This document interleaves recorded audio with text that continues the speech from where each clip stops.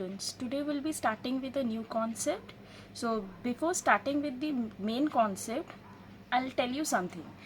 See, have you ever thought that in our surrounding we have plants, we have variety of insects, we have human beings. That means we have different type of species around us or organisms around us. So, and each of these organisms, whether it is a plant or an insect or human being or any other organism, they all are different from each other. None of these organisms are similar to each other. Sorry, while like plants is different from insect, or plant is also different from human being, right? Have you ever thought, or have you ever questioned yourself that why these organisms are so different, or how these organisms have evolved in our earth? What is the basis of their life? So today's concept that we will be discussing is cell. This is the concept which we will be discussing today. The various topics that we will be covering are: first, introduction to cell;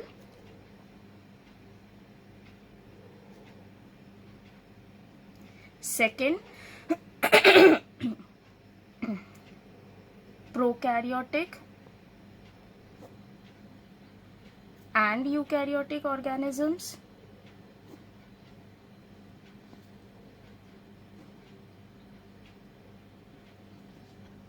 third, unicellular and multicellular organisms;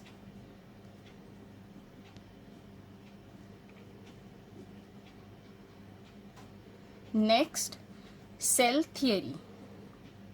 These are the various topics that we will be covering today. So now, today, these are the topics we'll be covering. So the very first concept is, what is cell? See, if we see in our surroundings, suppose this is a building. This is a building or a tower. What is the building block of this tower? These are nothing but the bricks, right? That means when bricks are laid upon one another, these bricks lead to the formation of this, or the construction of this tower. Similarly, cells are nothing but the structural and functional unit of life, or you can also say that cells are the fundamental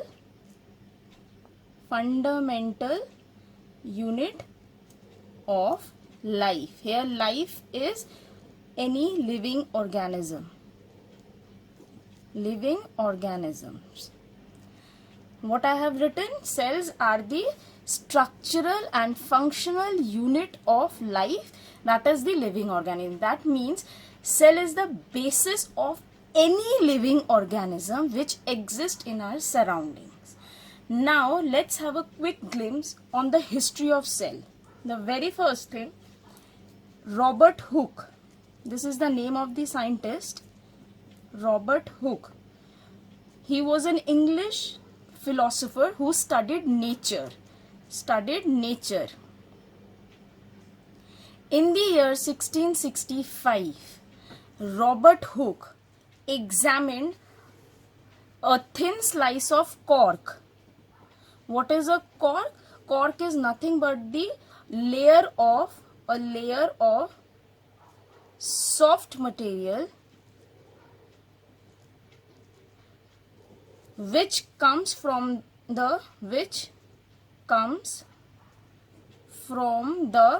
bark of the tree, which is the outer layer of the tree.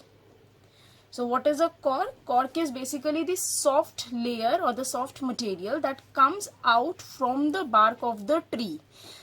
So what Robert Hooke, or the scientist Robert Hooke, did in the year 1665, he examined a thin layer of cork And when he observed this cork under the microscope, what he observed under the microscope, he observed a structure of honeycomb. Structure of honeycomb. What is a honeycomb structure? It is nothing but the nest of a honeybee. This is the structure of honeycomb. This was the pattern which Robert Hooke observed under the microscope when he studied the thin slice of a cork.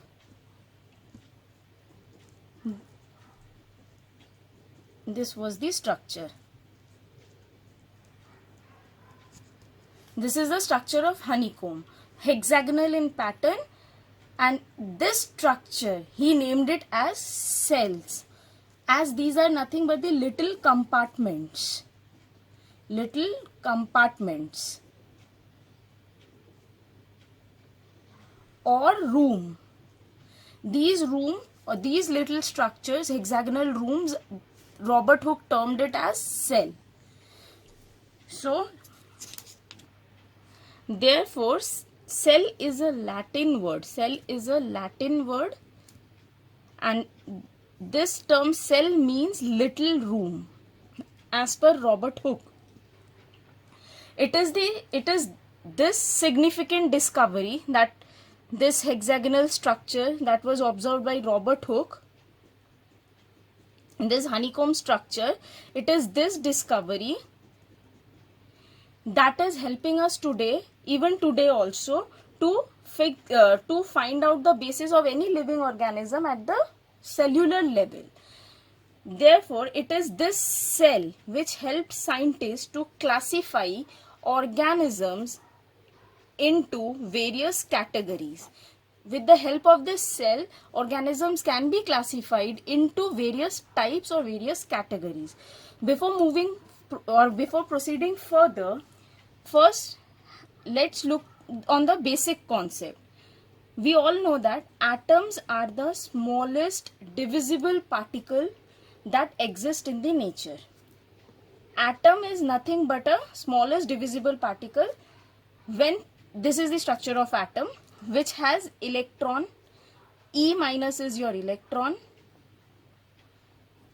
proton and neutron. When two atoms of similar type combines together, it forms molecule. Up to this you have already studied in your chemistry portion that atoms are the smallest divisible particle. When two atoms of same type combines together, they forms a molecule. It can be two or more than two also. Next is when molecules combine together like this, it forms a structure called cell. This cell is the basic structural and functional unit of life. Structural and functional unit of life. Till now you have studied that atoms are the structural and functional unit of matter, because this is the smallest particle that we can see in any object around us. Similarly, in case of living organism, it is this cell which is the structural and functional unit of life. When cells of same type combines together, it forms a layer. This is cells of same type. When combines together, forms tissue. Cells of similar type.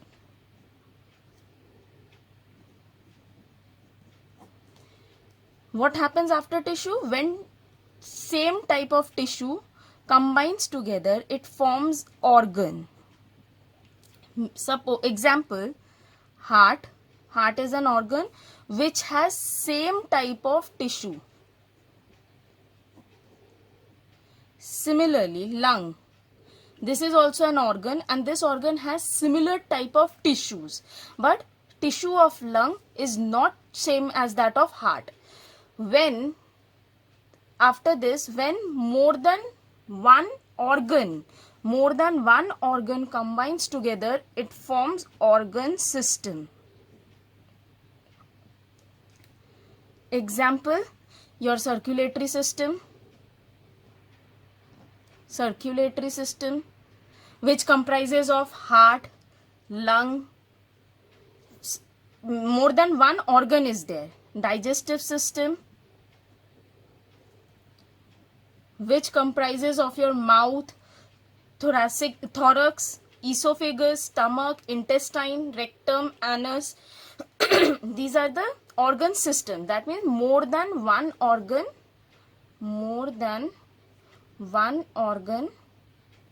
combines together and forms one organ system. When more than one organ system means when circulatory system, digestive system, nervous system, excretory system, they combines in a packet or in a body, that forms your organism. So after organ system, it is the organism, which is nothing but the complex of various organ system. Fine. Up to this, it is clear that atoms are the fundamental unit of matter or any substance. When atom of similar type combines, it forms molecule. These molecules lead to the formation of cell. Cells are the basic structural and functional unit of life. When cells of similar type combines together and forms a layer, this layer is called as tissue. When tissue combines together, they forms one organ, particular organ like your heart, your lung, your skin, etc. When many organs like this, when many organs combine together, these are various organs. When many organs combine together, they forms one organ system, and when many organ system combines together, it forms your organism. After organism, it is when many organisms, like human is an organism. Example of organism is human. Next is your population. When same type of organisms